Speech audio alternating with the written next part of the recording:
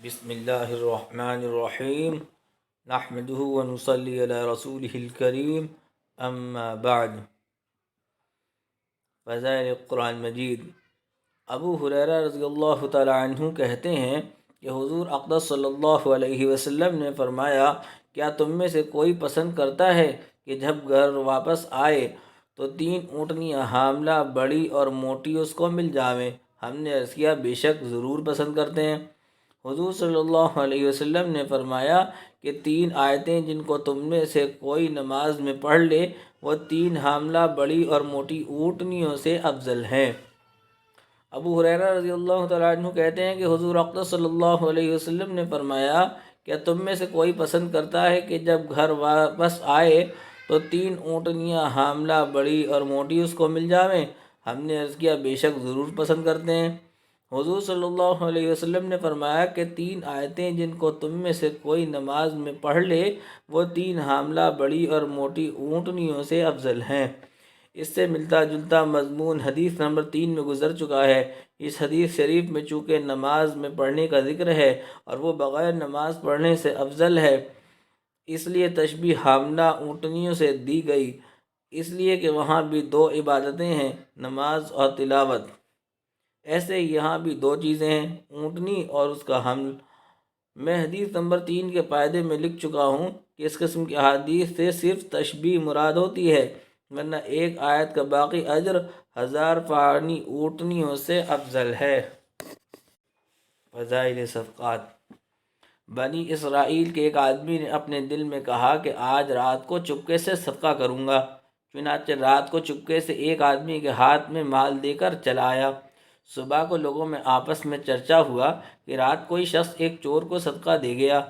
اس صدقہ کرنے والے نے کہا، یا اللہ، چور پر صدقہ کرنے میں بھی تیرے ہی لیے تعریف ہے کہ اس سے بھی زیادہ بدحال کو دیا جاتا تو ہی میں کیا کر سکتا تھا۔ پھر اس نے دوبارہ ٹھانی کہ آج رات کو پھر صدقہ کروں گا کہ پہلا تو ضائع ہو گیا۔ چنانچہ رات کو صدقے کا مال لے کر نکلا اور اس کو ایک عورت کو دے دیا۔ یہ خیال کیا ہوگا کہ یہ تو چوری کیا کرے گی۔ صبح کو چرچا ہوا کہ رات کوئی شخص فلاں بدکار عورت کو صدقہ دے گیا۔ اس نے کہا، یا اللہ، تیری ہی لیے تعریف ہے زنا کرنے والی عورت پر بھی کہ میرا مال تو اس سے بھی کم درجے کے قابل تھا۔ پھر تیسری مرتبہ ارادہ کیا کہ آج رات کو ضرور صدقہ کروں گا۔ چنانچہ رات کو صدقہ لے کر گیا اور اس کو ایک شخص کو دے دیا جو مالدار تھا۔ صبح کو چرچا ہوا کہ رات ایک مالدار کو صدقہ دیا گیا۔ اس صدقہ دینے والے نے کہا، یا اللہ، تیری ہی لیے تعریف ہے چور پر بھی، زنا کرنے والی عورت پر بھی اور غنی پر بھی۔ رات کو خواب میں دیکھا کہ تیرا صدقہ قبول ہو گیا ہے۔ تیرا صدقہ چور پر اس لیے کرایا گیا کہ شاید وہ اپنی چوری کی عادت سے توبہ کر لے، اور زانیہ پر اس لیے کہ وہ شاید زنا سے توبہ کر لے۔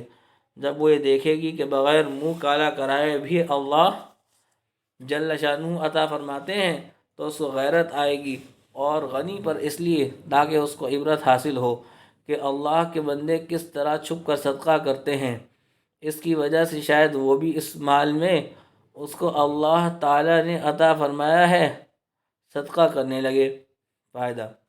ایک حدیث میں یہ قصہ اور طرح سے ذکر کیا گیا ہے، ممکن ہے کہ وہ کوئی دوسرا قصہ ہو کہ اس قسم کے متعدد واقعات میں کوئی اشکال نہیں، اور اگر وہ یہی قصہ ہے تو اس سے اس قصے کی کچھ وضاحت ہوتی ہے۔ طاؤس رحمۃ اللہ علیہ کہتے ہیں کہ ایک شخص نے منت مانی کہ جو شخص سب سے پہلے اس آبادی میں نظر پڑے گا اس پر صدقہ کروں گا۔ اتفاق سے سب سے پہلے ایک عورت ملی، اس کو صدقے کا مال دے دیا۔ لوگوں نے کہا کہ یہ تو بڑی خبیث عورت ہے۔ اس صدقہ کرنے والے نے اس کے بعد جو شخص سب سے پہلے نظر پڑا اس کو مال دیا۔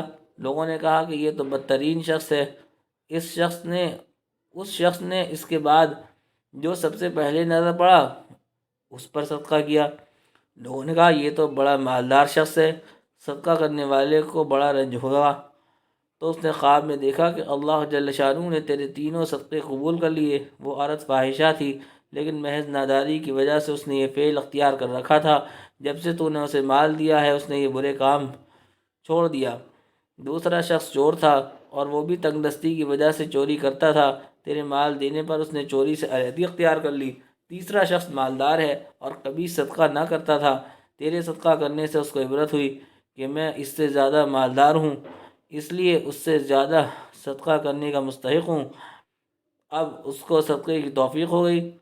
اس حدیث شریف سے یہ بات واضح ہو گئی کہ اگر صدقہ کرنے والے کی نیت اخلاص کی ہو اور اس کے باوجود وہ بے محل پہنچ جائے تو اس میں بھی اللہ جل شانہ کی کوئی حکمت ہوتی ہے، اس سے رنجیدہ نہ ہونا چاہیے۔ آدمی کا اپنا کام یہ ہے کہ اپنی نیت اخلاص کی رکھے کہ اصل چیز اپنا ہی ارادہ اور فعل ہے۔ اور ان صدقہ کرنے والے بزرگ کی فضیلت بھی ظاہر ہوئی کہ باوجود اپنی کوشش کے جب صدقہ بے جگہ صرف ہو گیا تو اس کی وجہ سے بددل ہو کر صدقہ کرنے کا ارادہ ترک نہیں کیا، بلکہ دوبارہ سہ صدقے کو اپنے مصرف پر خرچ کرنے کی کوشش کرتے رہے۔ یہی وہ ان کا اخلاص اور نیک نیتی تھی جس کی برکت سے تینوں صدقے قبول بھی ہو گئے اور قبول کی بشارت بھی خواب میں ظاہر ہو گئی۔ حافظ ابن حجر رحمۃ اللہ علیہ فرماتے ہیں کہ اس حدیث سے یہ بات معلوم ہوئی کہ اگر صدقہ ظاہر کے اعتبار سے اپنے محل پر خرچ نہ ہوا تو اس کو دوبارہ ادا کرنا مستحب ہے اور دوبارہ ادا کرنے سے اکتانا نہیں چاہیے، جیسا کہ بعض بزرگوں سے منقول ہے کہ خدمت کو قطع نہ کر اگرچہ عدم قبول کے آثار ظاہر ہوں۔ علامہ عینی رحمۃ اللہ علیہ فرماتے ہیں کہ اس سے یہ بھی بات معلوم ہوئی کہ اللہ جل شانہ آدمی کی نیک نیتی کا بدلہ ضرور عطا فرماتے ہیں، اس لیے کہ ان صدقہ کرنے والوں نے خالص اللہ کے واسطے صدقہ کرنے کا ارادہ کیا تھا، اسی لیے رات کو چھپا کر دیا تھا تو حق تعالی شانہ نے اس کو قبول فرمایا اور بے محل خرچ ہو جانے کی وجہ سے مردود نہیں ہوا۔ اعوذ باللہ من الشیطان الرجیم، بسم اللہ الرحمن الرحیم۔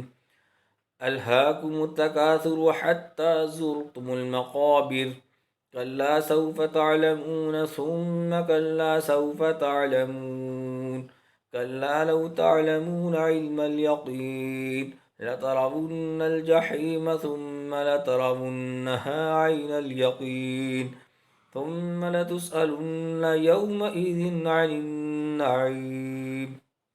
ترجمہ: دنیاوی سامان پر تفاخر نے تم کو آخرت سے غافل کر رکھا ہے، حتیٰ کہ تم مر کر قبرستان میں پہنچ جاتے ہو۔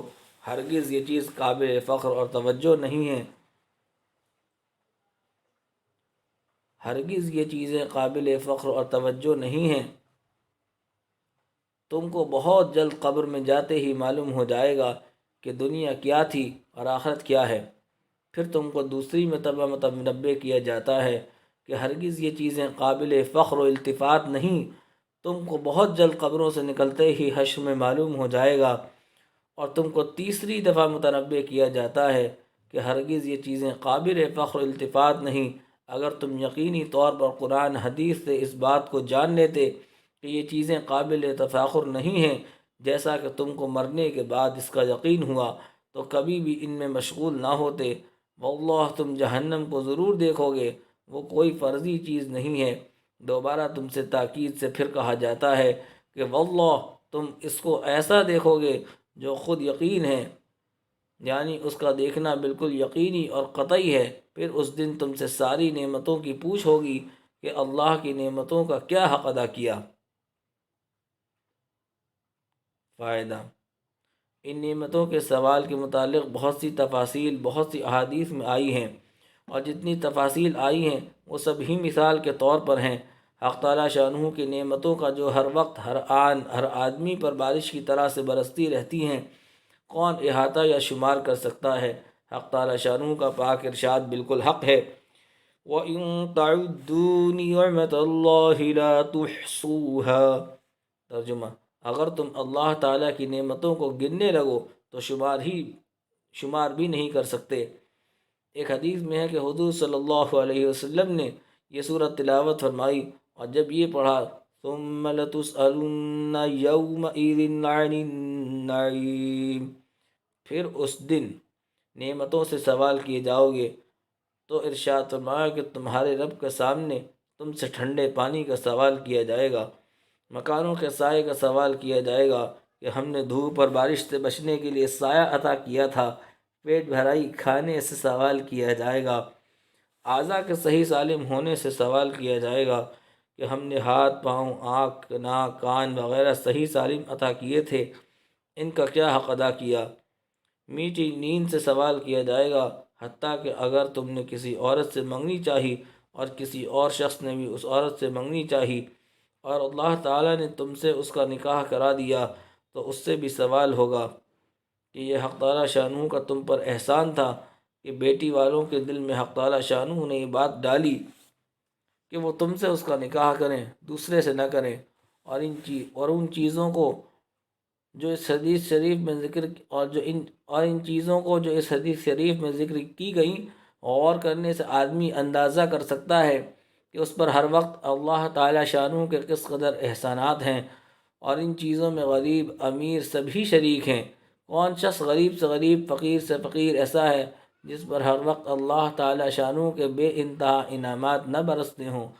ایک صحت اور اعضاء کی تندرستی ہی ایسی چیز ہے، اور اس سے بڑھ کر ہر وقت سانس کا آتے رہنا ہی ایک ایسی نعمت ہے جو ہر وقت ہر زندہ کو میسر ہے۔ ایک اور حدیث میں ہے کہ جب یہ صورت نازل ہوئی تو بعض صحابہ رضی اللہ تعالیٰ عنہم اجمعین نے عرض کیا، یا رسول اللہ، کون سی نعمتوں میں ہم ہیں؟ جو کی روٹی، وہ بھی آدھی بھوک ملتی ہے، پیٹ بھر کر نہیں ملتی، تو اللہ تعالیٰ نے وحی بھیجی کہ آپ ان سے فرمائیں، کیا تم جوتا نہیں پہنتے، ٹھنڈا پانی نہیں پیتے؟ یہ بھی تو اللہ تعالیٰ کی نعمتوں میں سے ہیں۔ ایک اور حدیث میں ہے کہ قیامت کے دن سب سے پہلے جن نعمتوں کا سوال ہوگا وہ بدن کی صحت اور ٹھنڈا پانی ہے۔ ایک حدیث میں ہے کہ جن نعمتوں کا سوال ہوگا وہ روٹی کا ٹکڑا ہے جس کو کھائے، اور وہ پانی ہے جس سے پیاس بجھائے، اور وہ کپڑے کا ٹکڑا ہے جس سے بدن چھپائے۔ ایک اور حدیث میں ہے کہ ایک مرتبہ سخت دھوپ میں دوپہر کے وقت حضرت ابوبکر صدیق رضی اللہ تعالیٰ عنہ مسجد نبوی میں تشریف لے گئے۔ حضرت عمر رضی اللہ تعالیٰ عنہ کو خبر ہوئی، وہ بھی اپنے گھر سے تشریف لائے، اور حضرت ابوبکر رضی اللہ تعالیٰ عنہ سے پوچھا کہ اس وقت کیسے آنا ہوا؟ انہوں نے فرمایا کہ بھوک کی شدت نے مجبور کیا۔ حضرت عمر رضی اللہ تعالیٰ عنہ نے فرمایا، اس ذات کی قسم جس کے قبضے میں میری جان ہے، اسی بے چینی نے مجھے بھی مجبور کیا۔ یہ دونوں اسی حال میں تھے کہ حضور اقدس صلی اللہ علیہ وسلم اپنے دولت قدر سے تشریف لائے اور ان سے دریافت کیا کہ تم اس وقت کہاں آئے؟ انہوں نے عرض کیا کہ حضور صلی اللہ علیہ وسلم بھوک کی شدت نے مجبور کیا۔ حضور صلی اللہ علیہ وسلم نے فرمایا کہ اسی مجبوری سے میں بھی آیا ہوں۔ یہ تینوں حضرات اٹھ کر حضرت ایوب انصاری رضی اللہ تعالیٰ عنہ کے مکان پر تشریف لے گئے۔ وہ خود تو موجود نہیں تھے، ان کی اہلیہ نے بہت خوشی کا اظہار کیا۔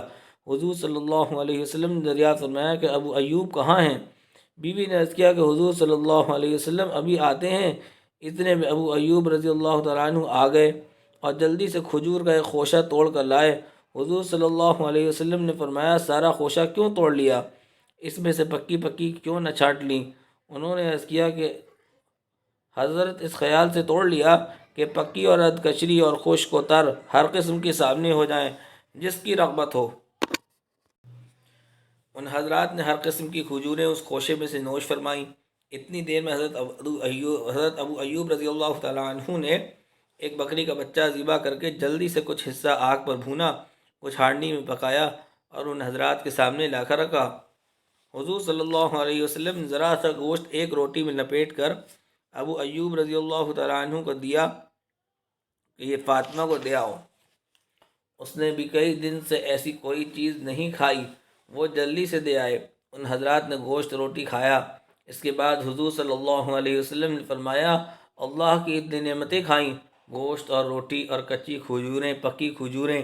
یہ فرماتے ہوئے حضور صلی اللہ علیہ وسلم کی آنکھوں میں آنسو بھر آئے اور ارشاد فرمایا کہ یہی وہ نعمتیں ہیں جن سے قیامت میں سوال ہوگا۔ صحابہ رضی اللہ تعالیٰ عنہم اجمعین کو یہ سن کر بڑا شاق ہوا کہ ایسی سخت بھوک کی حالت میں یہ چیزیں بھی بعض پرس کے قابل ہیں۔ حضور صلی اللہ علیہ وسلم نے فرمایا، بے شک ہیں، اور اس کی تلافی یہ ہے کہ جب شروع کرو تو بسم اللہ کے ساتھ شروع کرو، اور جب ختم کرو تو یہ دعا پڑھو، الحمدللہ الذی هو اشبعنا وانعم علینا وافضل۔ تمام تعریفیں صرف اللہ ہی کے لیے ہیں کہ اسی نے ہم کو محض اپنے فضل سے پیٹ بھر کر عطا کیا اور ہم پر انعام فرمایا اور بہت زیادہ عطا کیا۔